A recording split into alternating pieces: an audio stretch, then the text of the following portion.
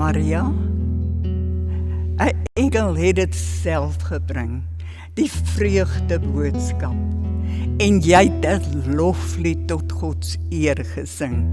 Maria, nooi uit Nasaret.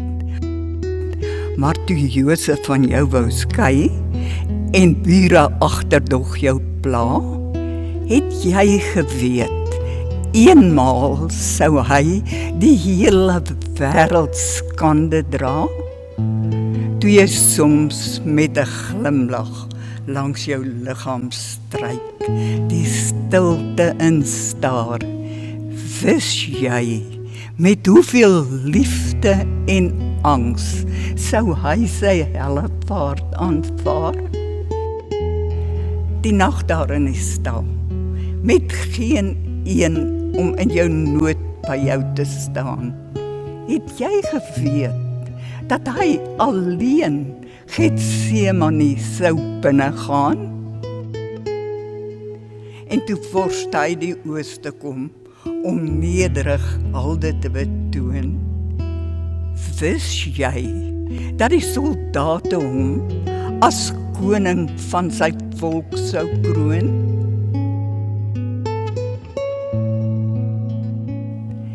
Toe hy in jou arm lê, sy mondjie teen jou volle bors, het jy geweet dat hy sou sê, toe dit te laat was, ek het dors.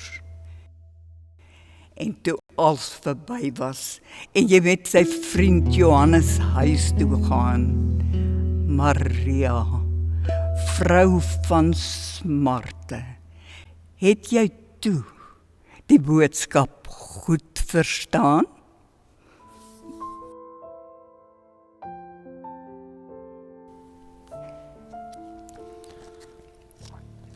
Drie dae was daar duisternis, alleen, in diep gelatenheid, soos in die sand, 'n suiwer saad wat wag op son en reën, het al sy sterflikheid stil weggebrand, verheerlik in die lig weer op kan staan.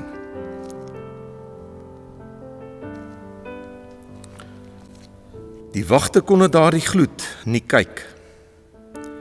Die steen is afgewentel deur 'n wind, wat uit 4 hemelstreke op die aarde stryk, dat dit vergrysel is tot stof en grind, en soos die diepe duisternis 'n vlam, staan hoog en rank en smetteloos die lam.